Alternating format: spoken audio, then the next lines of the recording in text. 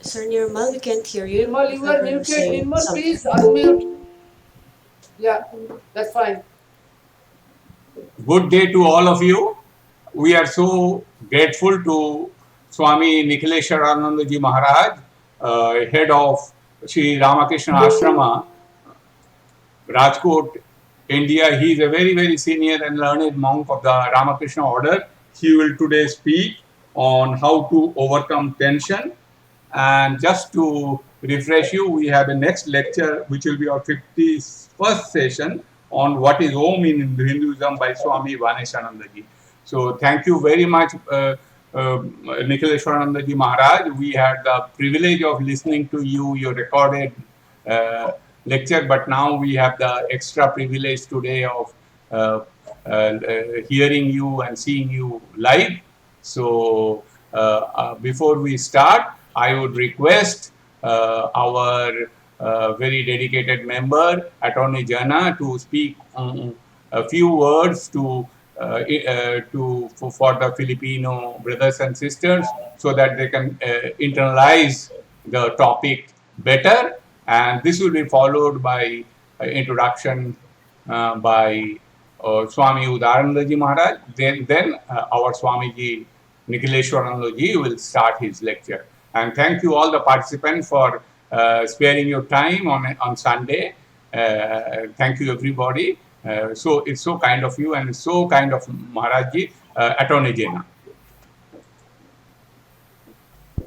Thank you, Nirmal Babu.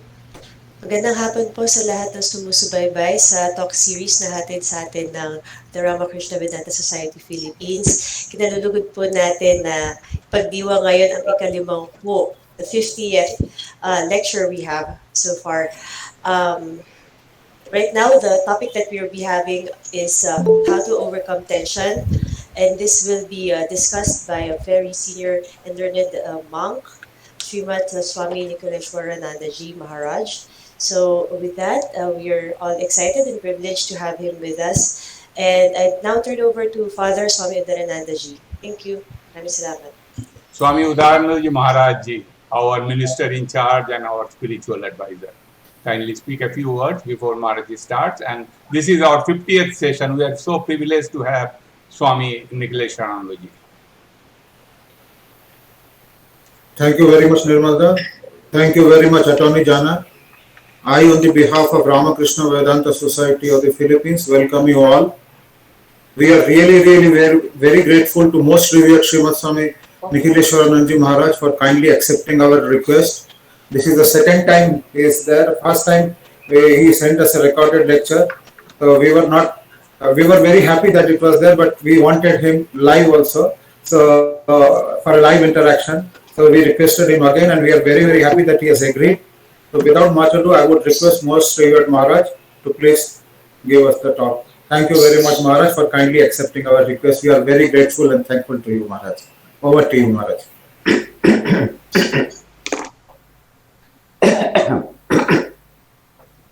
Om Sarve Bhavantu Sukhinah, Sarve Santu Niramaya, Sarve Bhadrani Pashyantu, Ma Kaschit Dukha Bhag Bhavet. Om Shantihi, Shantihi, Shantihi. Lord, let all be happy, let all be healthy, let all attain goodness, let none get misery. Om, peace, peace, peace.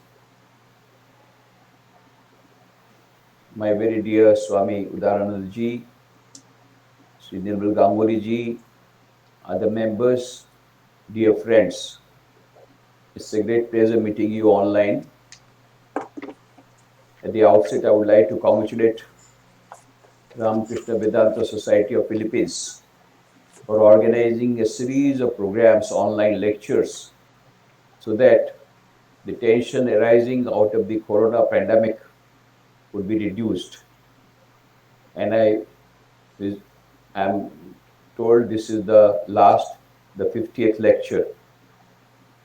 And the topic is directly related to tension. I think by this time the tension would have been off. Whatever remaining we would like to remove with this lecture. Now, tension is a universal phenomena. Everybody is under tension. Now, of course, we can understand because of the coronavirus pandemic, we are all under tension. But even otherwise, even before the pandemic started, we were already under tension. Only it has been aggravated, that's all. And whether old or whether young or whether children, poor, rich, all are under tension. I asked a very small girl, how are you? She said, I am under tension. Huh? Such a small girl under tension? I can understand your grandparents under tension because any moment they may be told to go to old age home, you know. Even in India, like Western countries, I don't know about Philippines, the grandparents are told to go to the old age homes. So grandparents are always afraid. Any moment we may be driven out of the house and taken to the old age homes. I can understand the tension of your grandparents. Any moment they may be told to go to old age homes. I can understand the tension of your dad because uh, because of the pandemic and even otherwise due to economic crisis, lot of people they are losing jobs, and any moment you may be told to take VRS in India at least. VRS means voluntary retirement scheme, but nowadays it is given compulsorily, indirectly compulsory voluntary retirement scheme. Why?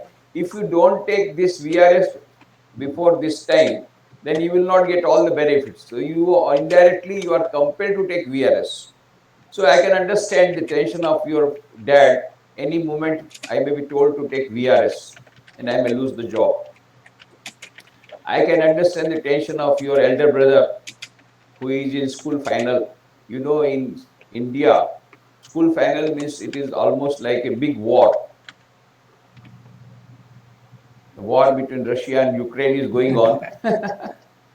So they take it as seriously as that war, some world war going on. So they are all full of tension. I can understand your elder brother tension. I can understand the tension of your mom because she has to uh, manage the whole household with limited budget, financial budget. So financial management very difficult.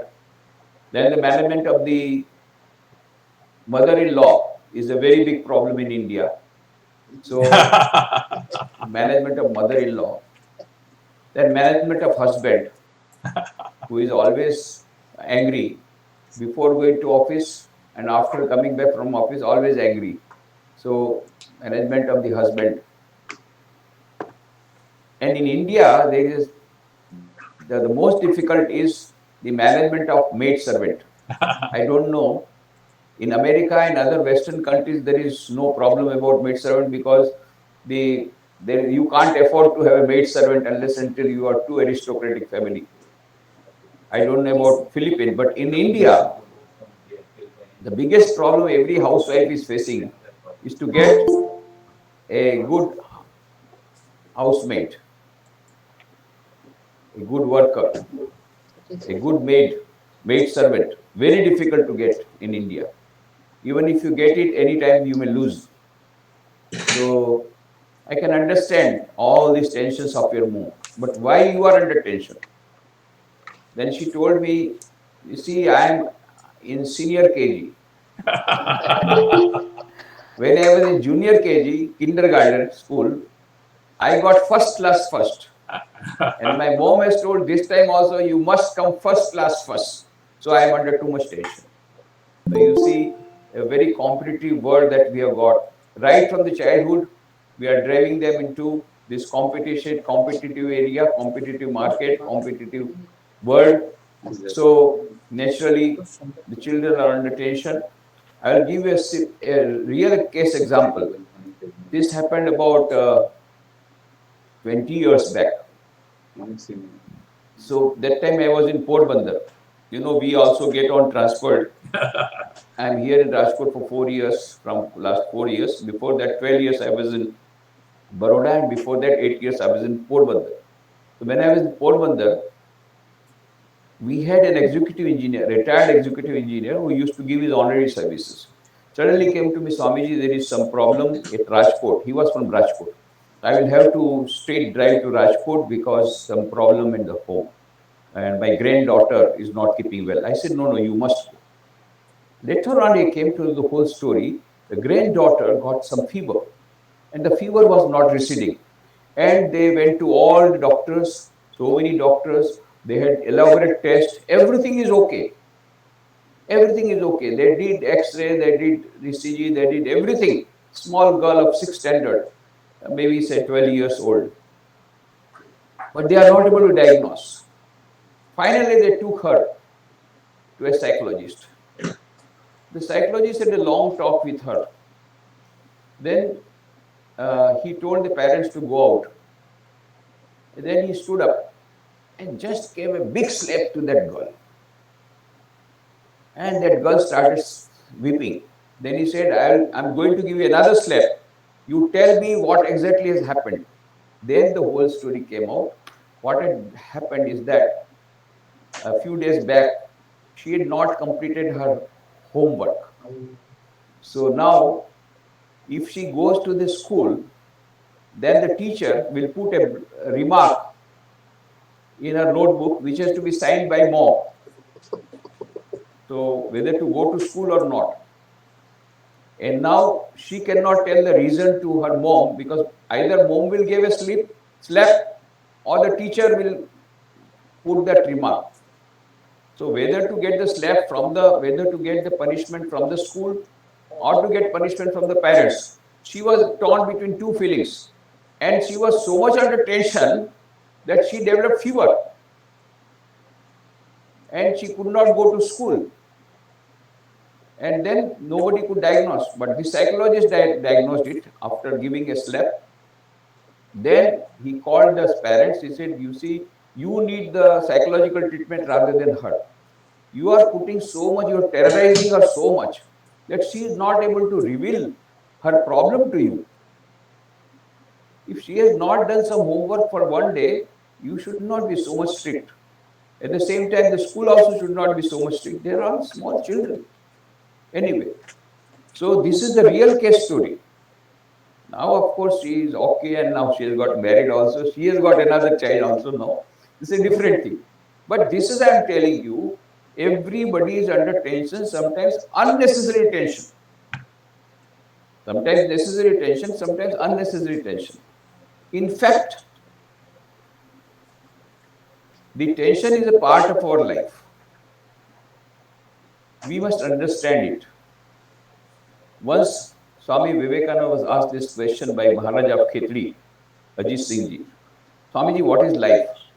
Swamiji immediately replied, Vivekananda Ji immediately replied, my dear prince, life is nothing but the unfoldment of a being under the circumstances trying to press it down. It is a struggle.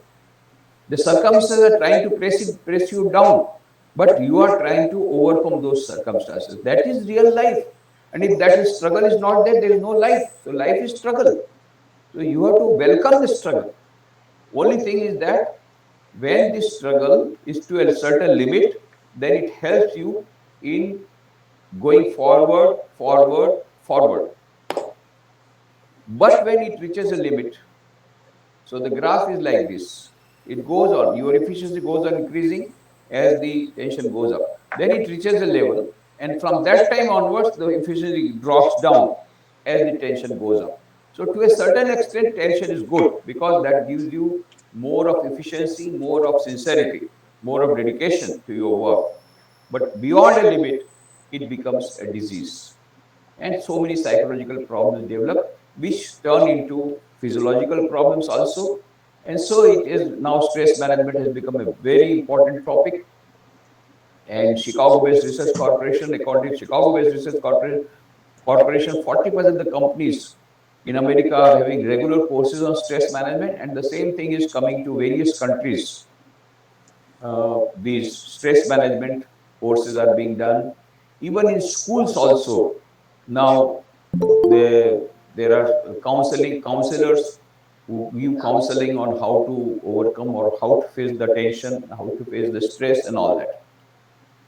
So that is very important. So stress is a part of our life, tension is a part of our life, and to a certain extent tension is good also, but if it crosses a limit, then it becomes bad tension, then it leads to various problems.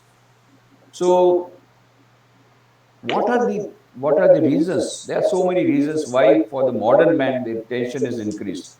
Number one is the generation gap. Eric Fromm wrote a book, The Future Shock, where he said the whole society is undergoing transformation at such an accelerated speed that the society would not be able to absorb that shock. And that time is come now. Everybody having everybody having his own or her own way of dealing with things. Even in one family, parents going one way, the children going another way. So the big generation gap has come. You know, we conduct annual competitions for the students every year in the month of January on the birthday of Swami Vivekananda. So one girl used to come. She was a student of microbiology, and she used to get a lot of she used to get awards, rewards for her very good speeches. She used to talk on generation gap, and she used to get prizes also. Now it so happened that after her post graduation MSc microbiology, she became the lecturer of the same college in which she was studying. After 2 years, she came to me. I said, Swamiji, I used to give lecture on generation gap during these competitions. Now, my students are coming to me and saying, Madam, there is a generation gap. You are not able to understand us. You have become old-fashioned. You will not able to understand. We are from the young generation. Just understand, within 2 years, the generation gap has come. So, the whole society is undergoing transformation at such an accelerated speed that the society is not able to absorb that shock. So generation gap has come. Even in the family, the parents are not able to understand the children. So many parents come to me with the only one complaint. Nowadays, the children are most disobedient. They don't listen to us. In the evening, the children come to us. The children come to me. They have only one complaint. At home, nobody understands me. And nobody wants to understand me also. So they have also their own complaint. So why this is happening? Generation gap. So the only way we can bridge this generation gap is by bridging the communication gap. The more of communication, more of friendly atmosphere, the more of the adjustment from both the sides, parents on one side, the children on the other side. That is the only way to bridge up this gap of generation gap. Another thing, a big demon has entered into our society everywhere. First it came in Western societies. Now it has come to us. I think it must have come to Philippines also. The name of the demon is consumerism. Consumerism. We want more money. We have an equation in our mind. H is directly proportional to M, where H is equal to happiness and M is equal to money. The more money, more happiness you will get. This is an equation that we have framed in our mind. And so by hook or crook, by somehow or the other, we want to become millionaires, preferably billionaires, overnight, without working hard, like the other millionaires or billionaires, particularly the young generation. Overnight, we want to become millionaires and billionaires. And when there is a small break, small resistance, staunch obstacle, suicide immediately. No patience to work hard, no patience to wait for the result, no patience to work hard, no patience to wait for the result. This has come, unfortunately. And so this consumerism now also, another thing has come, that is the output, the further result of this consumerism is affluenza. Affluenza, in America, the parents have started affluenza resistant society, because the children of the affluent families, they become prey of nougat neurosis. The more the things they get, the more they want. 2 shoes, they want 3 shoes. 3 shoes, they want 4 shoes. 1 car, they want 2 cars. More, more, more. And the more they get dissatisfied, they become prey of nougat neurosis. Then they become prey of drug addiction. And then they become schizophrenic, ultimately suicide. So this is what affluenza is all about. And many children in America are now suffering from affluenza, and the parents have started affluenza resistant society.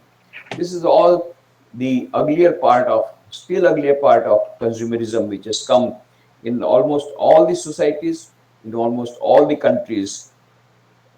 So-called affluent countries have got more, but even in countries like India, which is not so affluent, even here also affluenza has come. Just the other day, I got the news that one boy, he wanted on his birthday some Jaguar car, and his father gifted him Mercedes-Benz car, and he was so angry, and he threw away that Mercedes-Benz car into the ocean. And the news item came in America. We used to tell our children, don't spoil food, because in India they don't get food to eat. Now we have to do it the other way, that you go to India and to fetch the Mercedes-Benz car that has been already thrown away into the ocean, you can bring that car. So, though India is not a so developed country yet, it's still a developing country. But once some people have become millionaires, and they become prey of affluenza. So this affluenza consumerism, Eric Fromm wrote a book, To Have or To Be, where he said that man has become a commodity. He thinks himself like a commodity and sells himself like a commodity. Just see, they are cricket players. They are being sold, really. There is auction for the cricket players. They are being sold, literally being sold. What Eric Fromm told so many years back, that is literally happening. Man has become a commodity. He thinks himself like a commodity and sells himself like a commodity. In India, even the bridegrooms are being purchased. You know, if you want a bridegroom who is an engineer, then you have to give 40 lakh of rupees. But if you want a doctor, then 60 lakh rupees. Nice. If you want IAS officer, civil servant, then 1 crore rupees. So the price differs. So that is the dowry, price of dowry that you have to pay to get a bridegroom for your daughter. This is all. That means man has become a commodity. What Eric Fromm told so many years back, man has become a commodity. He thinks himself like a commodity and sells himself like a commodity.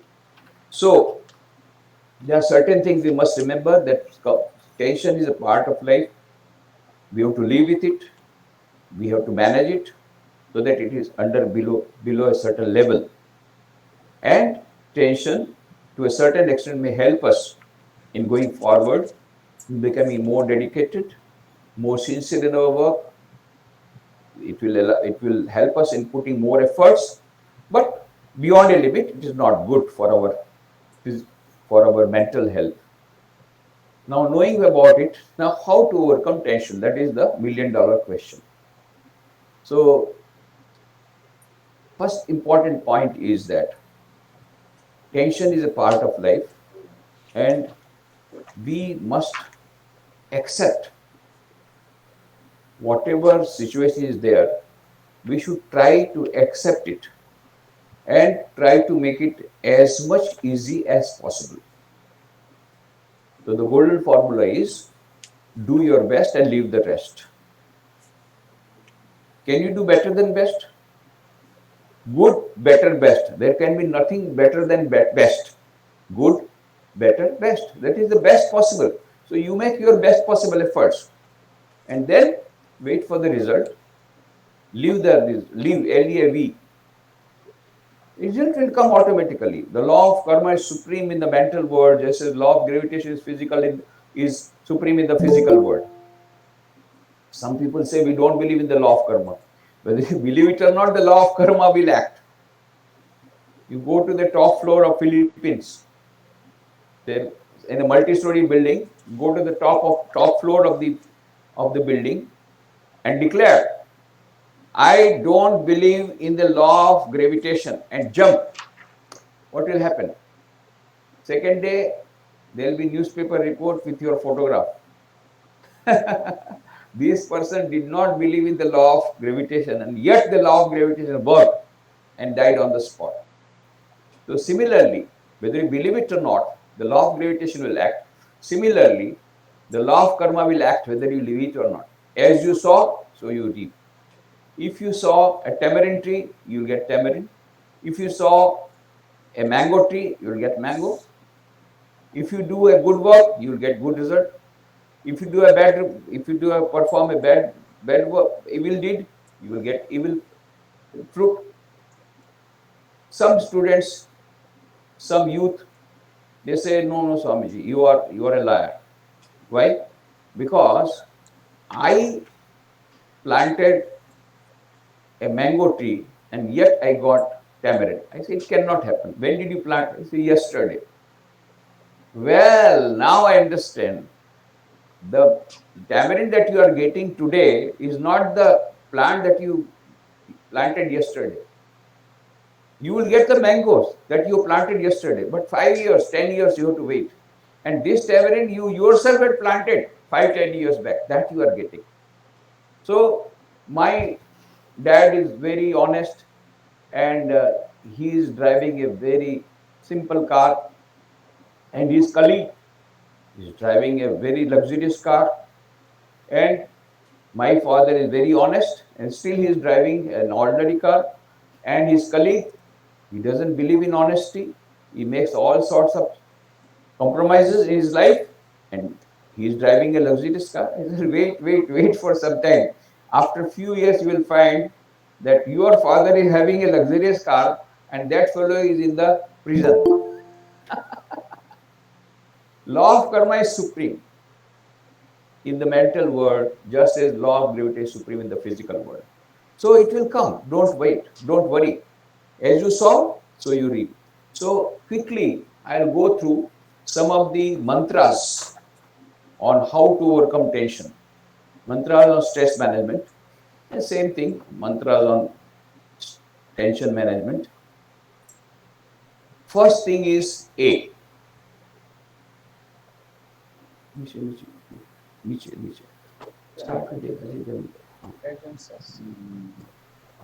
Yes. So first thing is A. A is analyze, accept and adjust. So analyze your problem. Analyze your problem, and then the psychologists say that 90% of your problem is imaginary. You will find out that 90% is imaginary. So the best more thing is you ask one question, is it really so? I went to I was a guest on one family, and they were under tension. Why? The daughter had got not expected result, and so she was weeping. So in the examination, she did not get the expected marks, so she was weeping. I said, why are you weeping? Because she said, I had ambition that I'll become a doctor, but now with this result, I cannot become a doctor. I said, is it really so? Then she thought about it. Yes, it is not really so, but I cannot, you see, I can become a doctor, but then my parents will have to get my admission into a self-finance college, some medical college, and that my parents cannot afford. That is why I can't become a doctor. I said, is it really so? can you become an Ayurvedic doctor, homeopathy doctor? Oh, she was so angry with me. No, no, no, I want to be an allopathy doctor. Then I said, in many uh, so-called developed countries, now 40% of people are believing in alternative medicine, and the same thing will come to all over the world. So, if you really want to become, if you have got ambition to become a doctor, you can as well become an Ayurvedic doctor. Ultimately, she could not get the admission in MBBS, and so she became Ayurvedic doctor, and she was very much displeased with me for giving this advice. I met her after just a few years back, and she was so happy. She said, "At that time, I was very unhappy with you, but afterwards, I completed my Ayurvedic medicine, and then I got my husband, who was also Ayurvedic doctor. We both are running a very good nursing home in Bombay, and we are earning also a good deal, and we are having a lot of job satisfaction. So now she is happy. So that is why, for any problem, we must know that we must analyze the problem, and 90% of the time we find out that the problem is imaginary. So ask this question for any worry. Is it really so? Go on asking this question again. Is it really so? And so then we find out, no, it is not really so. In 90% of the times. And now 10% of the time, there is problem, accept it. Accept. Can you do something about it? If you can do, just try to do your best and then adjust. You have to adjust with it and try to accept and adjust to the possible extent. Supposing your family members, with them you have to adjust. Supposing there is a colleague in the office, you have to accept and adjust till he is transferred or you are transferred. Adjust and accept. So this can be done in a sportsman spirit or by lot of grudging. It all depends upon us. Then second thing, overcoming tension, bite as much you get as you can chew. So we take up a lot of work on our head, and we cannot say no to some people or some work. And that is why we are overloaded. And when we are overloaded, we feel a lot of tension on our head, and our efficiency further goes down. So that is why bite as much as you can chew. That is, take up that much work, which can be very well managed. Then count your blessings. So many problems are there in life, undoubtedly. In everybody's life, there are so many problems. But we are so much crowded, our mind is so much crowded by the problems and by the negativity that we forget what are our blessings. So what we should do, sit down, take the pen and paper, write down any blessing, one blessing at least. Then again, next day, one more blessing. You will find within a month, you have got at least 40 blessings. Compare it to others, which you have got blessing, which others do not have. So, and now try to remember those blessings every day. That will bring positivity, and that will bring happiness, and that will be that will bring peace of mind to you, and that then you will be able to overcome your tension. And I told you the best formula is do your best and leave the rest. Can you do better than best? You cannot do. Do as much as you possible and then leave the rest. The result will come automatically, maybe tomorrow, day after tomorrow, or afterwards. Wait, just wait patiently. It has to come. Enjoy the game of life. It is, whole life is a game. Sometimes there is victory, sometimes there is loss, sometimes there is a defeat. What of that? Again, game go on. The game is going on. Again, play. Again, get the victory. Again, face the defeat. This is part of life. Victory, defeat, part of this whole game of life. Enjoy the game. Enjoy the game of life. The whole life itself is a play. Is like a drama. So when there is a drama, you see, when you go for a drama or go to for a movie, what type of movie you want? In one movie there is only fun, fun, fun. You don't like it. You want tragedy also. So some tragedical films, tragedical movie scenes also should be there. Some weeping, then again some happiness, some weeping. You find out in every drama, every movie, there is some tragic part of it. So tragic, so tragedy is a inbuilt part of our life, and we should enjoy that tragedy also. So enjoy the game of life. Forbearance is a big virtue. Forbearance, forbearance, forbearance. There was one prime minister in Japan. Oson was his name. And it was told that he had about 100 members in his family, and no family member would fight among themselves, and they were all very much amazed. So the emperor himself came. This is, I'm talking about 17th century. So the emperor himself came to this prime minister, who was very old man. How do you manage? No quarrel in the family. We have got small family and yet we have so much quarrel, and you don't have any quarrel in such a big family. Can you give me 100 secret formulas for maintaining this integrity in the family, maintaining peace in the family? Then the prime minister said, yes, I can. So he asked for a paper and pencil, and he started writing, and he wrote 100 golden formulas for bringing harmony and peace in the family. And what were those 100 formulas?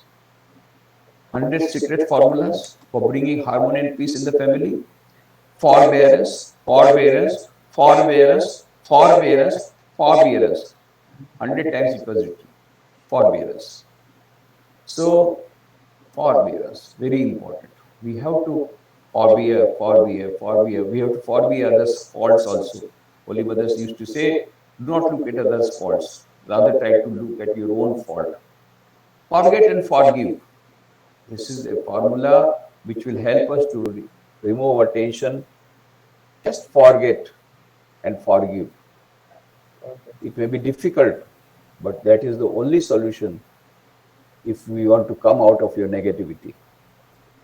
Face the brutes, face the challenges of life, face the difficulties of life boldly. When Swami Vivekananda was traveling all over the country, he came to Varanasi, Benares, and we went to the temple of Durga Devi. When he was coming out of the temple of Durga Devi, suddenly some monkeys, very fearful monkeys, the big size monkeys with black faces, they started chasing him. So Swamiji became afraid and started running, and the monkeys were running after him. After some time, Swamiji became very much tired. What to do? One side was a pond, another side was a big wall. So he could not go anywhere. And so then he heard an old monk, an old man shouting, "Hey, dono bandar ka samna karo. Don't be afraid. Face the brutes. Face the monkeys." As soon as he heard, he just stood still and then looked back, and he had a stick and he did like this, and all the monkeys fled away. Later on, in one of his lectures in America, he said, that day I learned one of the greatest lessons of my life. What is that? Face the brutes, face the difficulties squarely, boldly. If you are afraid, difficulties will follow you. But if you face the difficulties boldly, difficulties will run away. Face the brutes. Give without expectation. Expectation will always bring misery. Always. So give what you want to give. If you want to give to your parents, if you want to give to your children, if you want to give to your neighbors, if you want to give to poor people, but without expectation. It will come by the very sheer law of karma, it will come, but don't expect. When the expectation is not met, then you feel miserable. Hold on, do not quit. This is the poem. There was a beautiful poem written by Swami Vivekananda to Maharaja of Khetri. Hold on yet a while, brave heart, hold on. Beautiful poem he has written. Read that poem. Hold on. Difficulty will come. They will come and they will go. Holy Mother Sharda Devi says, Under the bridge, water comes and water goes away also. Similarly, the difficulty will come in life, it will go away also. Introspect. As I told you, is it really so? Every time when you are having a lot of difficulties in life and when you are having a great worry, you just ask this question, is it really so? And that worry, you will find out 90% of the time that worry is not there, or if at all is there, it is not of that magnitude. Japam, repetition of a mantra is called japam. That helps a lot. Say, repeat Om, or repeat a mantra that your guru has given, or repeat the name of a Lord, or just say Om. But japam, when you are too much under tension, japam, when the mind is not working, the brain is not working, repetition of japam, even if it is mechanical, may help us out of the that difficulty, may help us in coming out of the difficulty. Keep smiling. Swami Vivekananda said, to be happy and smiling always takes you nearer to God than any other prayer in this world. To be happy and smiling always takes you nearer to God than any other prayer in this world. So, sometimes it's very difficult to smile. Of course, there are certain situations when you should not smile also. But most of the time, we forget to smile, and most of the time, we have the opportunity of smiling, but somehow or the other, we check it. Most of the times, keep smiling is a good phrase. Let the dogs bark, but don't tell them that you are dogs. Otherwise, there will be problems. So, हाथी चले बाजार में कुत्ता भौंके हजार, साधुन को दुर्भाव नींदे चाहे संसार. Whenever you want to try to do something new, naturally, so many people will start barking at you like dogs. When the elephant goes, the dogs start barking, but elephant just look at them. He goes in his own way, in his majestic style. So don't look at the people who are trying to criticize you. Criticism will be always there. If you want to do something new, if you want to do something novel, don't give too much importance to what they are telling. Keep 2 ears open. One is in, one is out. Whatever you want to take, you think, just analyze. If it is of some use, you take it. Otherwise, it is the nature of the dogs to bark, let them bark. It is the nature of some people to criticize, let them criticize. If in criticism, if you find out there is something really worth, then you try to change, of course. But most of the time, it is unnecessary criticism, and always there will be criticism. So Abraham Lincoln used to say that if whatever the letters of criticism come to me, if I start reading, then I will not be able to do any other work. So I just, all these letters of criticism, put them into fire. So don't give too much importance to criticism. Of course, if an elderly person points out something or something of your defect, then you try to and introspect really whether I have to change my behavior pattern, whether I have to change my thinking pattern, that you can do. Then meditation is very important. Now meditation of various types, but at least you can start with relaxation technique. Some nowadays many things are available on the market. Keep on some music and try to relax. Start with that meditation, and then gradually, if you have a spiritual guide, then the spiritual guide will tell you how to meditate. Meditation helps a lot, and a lot of research has been done. So, in the Harvard Medical School, Dr. Herbert Benson made a research for 25 years, and he brought out a book, The Relaxation Response, in which he says that if you really meditate regularly, then your blood pressure goes down, BP goes down because your tension level goes down. So meditation helps a lot in overcoming tension and facing tension. Never expect. Expect, as I told you, will always bring misery.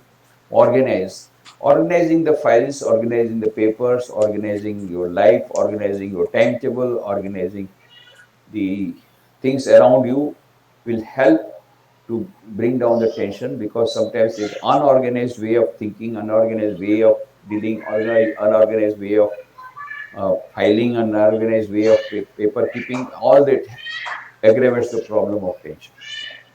Then pray. Prayer is very, very, very important. When we are under tension, then if we pray, it brings peace to us. We must do prayer intensely, and also in a with as much intensity as possible. If we pray, then we are bound to get result. And incessant prayer, continuous prayer. And the prayer should be coming from the heart rather than the standard prayers. That prayer should come from your heart, and prepare your own prayer, and make it as short as possible, and go on praying, and you are bound to get peace of mind and the strength to overcome your tension and your difficulties. Develop PMA, positive mental attitude. For anything, there is one positive and one is the negative. So try to develop PMA, positive mental attitude. This is very important. Quit bad habits. So bad habits, ultimately they go on multiplying. So try to quit the bad habit. Read inspiring books. This is the most important thing. If you can't do anything, if you cannot pray, if you cannot meditate, if you cannot repeat the mantra, if you cannot do anything, at least read the books. Because read the inspiring books. So many people, they have been saved from suicide by reading books. The Gospel of Sri Ramakrishna. I wrote an article, Magic of the Gospel in Vedanta History, long back. How just by reading the books of the Gospel of Sri Ramakrishna, how many were saved from suicide? In fact, Master Mahendra's book, The M, he himself was thinking of suicide. And incidentally, he came to Sri Ramakrishna and he was saved because he got his guru, his master. And later on, he started writing down in his diary all the conversations. And Swami Vivekananda chanced to look upon this diary. He said, Master Maharaj, you must bring out into book form. He said, no, this is my private diary. But later on, it was brought out in a book form, the Gospel of Sri Ramakrishna. So many people, they have come out of this tension by reading this book. And so many have been saved from suicide. And then there is a small book of Swami Vivekananda, Thoughts of Power. It's a collection of very powerful thoughts from the complete works of Swami Vivekananda. It is 9 volumes nowadays. Previously it was 8 volumes. Every sentence is so powerful. So read the inspiring books of Swami Vivekananda, Sri Ramakrishna, Sarada Devi. Inspiring books helps a lot. S is for struggle, struggle, struggle. Struggle is a part of life, as I told you. So struggle. And struggle can be done with boldness, or while weepingly you can struggle, or you can struggle boldly. Better to struggle boldly. Then these two shall pass. This is what you have to remember. Abraham Lincoln used to keep one signboard on his table where it was written, these two shall pass. And he was asked this question, why you have written these two shall pass? You see, whenever I get success, I become egoistic. Then I remember, I remind myself, these two shall pass. This is not going to remain. So again, the bad days may come. When there are bad days and I am in low spirit, again I remember, this too shall pass. This is a temporary phenomena. Again, the good days will come. So this too shall pass. Always remember, the situation you are facing is not going to be a permanent situation. This is a bad phase you are undergoing. Everybody has to undergo some bad phase of life. But this will too shall pass. This too shall pass. Like the water under the bridge, this difficulty will go away, and there will be still better days, bright days, golden future is waiting for us if we work hard. So this too shall pass. Unselfishness. Swami Vivekananda says, at long last you will understand that the best way to become happy is to see that others are happy, and the best way to get peace of mind is to pray for others' peace of mind. And he said unselfishness is more paying in the long run Unfortunately, people do not have the passions to practice it. So he used to say, at least start your meditation every day with this prayer, the prayer with which I started. Sarve bhavantu sukhina, sarve santu niramaya, sarve bhadrani pashyantu, ma kashid dukh bhag bhavet. Yeah, what a beautiful prayer. This is the ancient prayer from thousands of years, thousands of millions of people have been praying this wonderful prayer. Let all be happy, let all be healthy, let all attain goodness, let none get misery. And you will, if you pray like this, first you will get peace of mind, then the others you also will get peace of mind. Voodoo dolls, you know, nowadays the Western psychologists, they say if you want to remove tension, they tell so many types of things. One of them is voodoo dolls. So he says that, you see, why the tension is coming is because supposing the boss is coming out of his house and then his wife is very much angry on him, and she says so many things to him. Now he cannot tell anything to his wife, so he is bubbling and boiling within. As soon as he comes to the office, he starts firing at his subordinates without any reason. Now the subordinates also want to pay back in the same coin. They know also how to pay back in the same coin. But if they do like that, they will lose the job. So what do? They pocket that insult. And that insult goes inside the subconscious mind, creates problem, creates stress, and creates strain. So the modern psychologist says you must express your feelings. My God, if I express my feelings, I'll lose my job. Then the psychologist said, don't worry, we have found out a solution. That is, what is that? Go to the market, purchase voodoo dolls. Along with that, pins are also available. So come back to your house and enter your room, close the doors and windows of your room, put the voodoo doll on the table. Now write down the name of your boss or your wife or your husband or your mother-in-law, whomsoever you want to put your pressure on, and then start with if you want to injure your boss, then there are black pins are available. If you want to seriously injure, then blue pins are available. But if you want to murder your boss, red pins are available. Just give a red pin, boss is murdered. Wow. Oh, what a great relief. Boss is murdered. So you can have sleep without tranquilizers. So this is also one of the solutions to bring out your tension or to get relief from the tension. But this is temporary method, because next day again the boss is sitting on the chair, what to do? So these Western models also good. They give you some result, but they are not long-term solutions. So that is why for long-term solution, they are coming to meditation and prayer and yoga all over the world. Then convert each and every work into worship.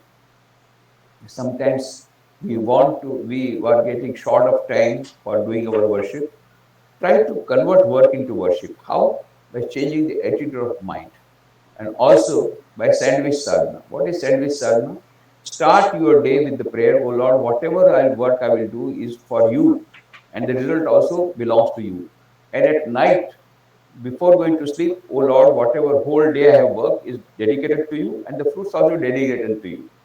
So the morning prayer is one piece of bread. Then go on putting all the things, your work, like, when you prepare a sandwich, take the piece of bread and then put some either butter or cheese or potatoes or something, some masala, and then put another piece of bread. So sandwich is ready. Similarly, morning start with prayer, that is one piece of bread. Whole day go on working, that is masala. Then night, again another piece of bread. So the sandwich is ready. So that is sandwich sadhana. So convert work into worship, and then you will get a lot of relief, and work will will give you happiness and peace rather than giving you tiredness. Put an X-ray machine in the mind. That how does it happen? Normally, what we are seeing is from external certain things, but if we have an X-ray machine in the mind, that is when you try to penetrate in the past and in the future. That is called the third vision. That will develop gradually. When we are more and more introspective, the third vision comes. Like X-ray machine, you will be able to know the reality of the objects that you are seeing. That will help a lot. You are the creator of your own destiny. Swami Vivekananda said, that is there nothing called destiny? Yes. But don't try to, but don't waste your time in knowing your destiny. But rather than try to change your destiny. Why? Because what is destiny? Whatever today I am suffering is because of my past karmas, maybe past births. So if my present is built up by my past, that very thing proves my future will be built up by my present karmas. So rather than trying to weeping over the bad karmas that have come to you, boldly face these difficulties and now try to do such actions so that in the future you have a bright future. In the maybe the years to come or maybe the births to come. So my purushartha, my prarabdha, the fate, the destiny is built up by my purushartha of the past births. That very thing proves my future prarabdha will be built up by my thing. In that sense, Swami Vivekananda says, you are the creator of your own destiny. Remember this formula. You are the creator of your own destiny. And Swami Vivekananda gives a beautiful passage in his one of the lectures. He says, and you must never forget that as the bad thoughts and bad deeds are ready to spring upon you like a tiger, so also there is an inspiring hope that good thoughts and good deeds are ready with 100,000 angels to defend you always and forever. What a wonderful statement by Swami Vivekananda. Law of karma is supreme. But whatever destiny we are suffering, whatever suffering we are having is because of my own karmas. Let us not make others responsible for it. Let us make even not God make responsibility. I am responsible for what I am suffering. That very thing proves I can undo whatever I have done. So if I cannot do something with my present, at least my future is depends upon me. I am the creator of my own destiny, and I will create my own destiny. What a wonderful confidence comes to ease. And last, Zen meditation. Zen meditation means awareness. Even during motorcycle, you are riding a bike, you can have meditation. So meditation will bring awareness and will bring happiness and peace. So I have just given very quickly the formulas, the mantras for overcoming tension. And now, if there is time permitting, I would be very happy to reply to your questions. Yes, please. If you have any questions or observation, you can identify yourself and ask the question.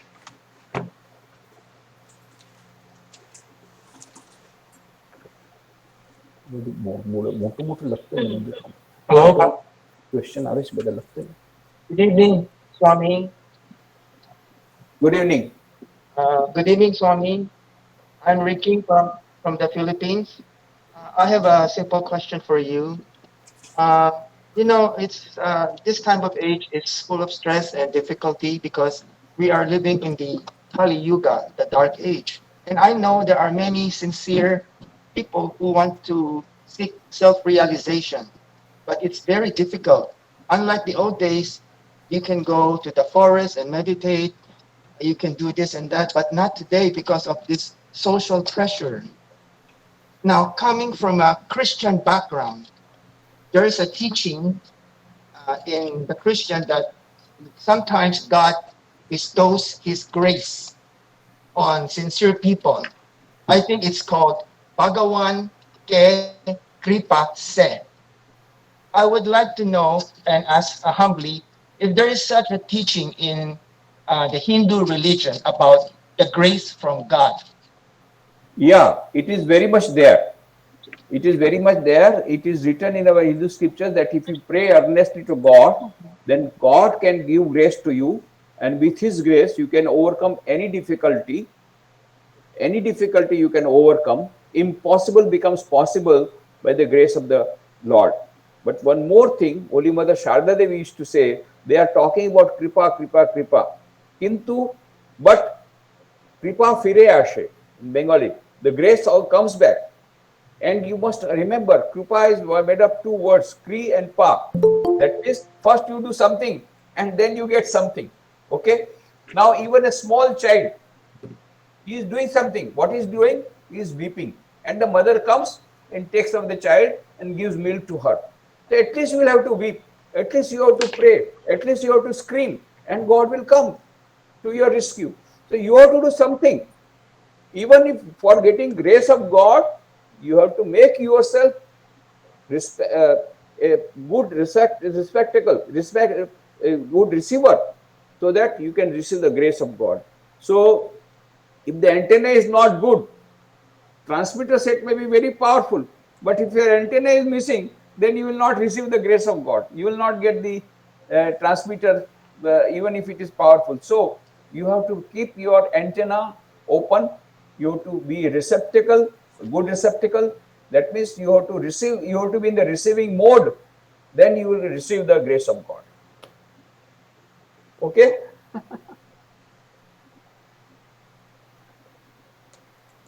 Any other question or any observation that on which you want Swamiji's comment, Maharajji's comment?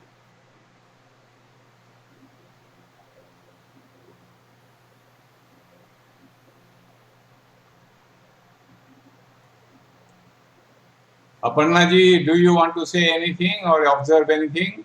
No, no, no, no, Swamiji, pranam. For Thakur and Ma's grace, at least just now I'm happy, no more tension. And I don't want any tension in my life. So that's why I'm praying Thakur every day. Yeah, very happy and content life. Yeah, so but it's beautiful lecture. There is, this is, your lecture is always very inspiring. We listen you so many times, even here on the YouTube, or so many times. But it's beautiful lectures. Thank you, Maharaj. Thank you, thank you.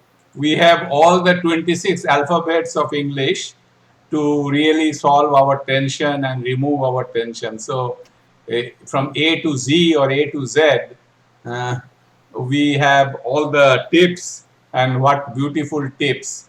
And if sort of there is no further question, I would like to request Hiranya Mukhopadhyay to kindly give vote of thanks. Maharaj has been so very kind enough to spend time with us, and also our participants spending today. And what a beautiful occasion, 50th milestone of our lecture series.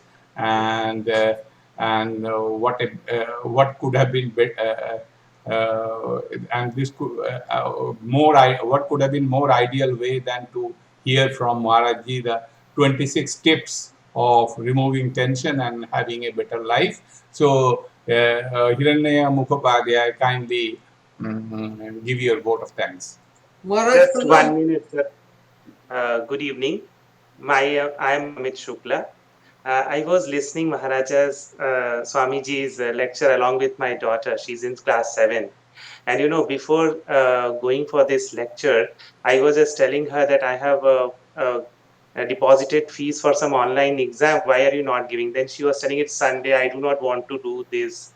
And while I was, we both were listening the lectures together. And after that, suddenly she told that, no, actually, your why, you should, whatever you do today will be your destination. And she readily agreed that, okay, it's okay, Papa, today is Sunday, I will definitely do this time mock test. Thank you, Swamiji. It is really I will, because I would like to acknowledge, because by the time she was very reluctant, now she has agreed that she will get the mock test. Is it Avya? You see, say? Yes. Thank you, sir. Thank you. Yeah, she has. She is extending thank you to you all. Everyone. Thank you. Thank you. Thank you, thank you. Amitji, I like to tell you, Maharajji inspires so many youngsters. You know, that is one of the example we have seen in our family. My sister, she is there, Anjali. You know, Maharajji, if you may know her, she visited actually Rajkot many times. Her younger son, actually, he joined Ramakrishna Mission, and this year he got sannyasa. Huh? So he is in Coimbatore. And when he was there, He was always ambitious. I want to be like Swami Nikhileswaranandaji, you know. So I wanted to, I don't want to do this puja, prayer and everything. I wanted to read more and I like to become like you, Swamiji. And that was his aim at that time. And hopefully he will do, because he actually learned so many, our Upanishad and everything. He's very much into that. So he inspires so many youngsters. Thank you. Thank you. Thank you. Thank you. Thank you, Aparna. Hiranya, kindly give vote of thanks. Maharaj, it was indeed a very inspiring lecture, Maharaj. On a lighter note, Maharaj, you quoted prices for various bridegrooms, doctor, engineer, IS officer. Let me narrate one small story. Long back, when I was doing my PhD, I was talking to some of my friends from Bihar and Andhra Pradesh in Delhi University. I just asked them, they are discussing exactly this thing. What the price a PhD scholar will get. They told me nothing, you will get a bicycle.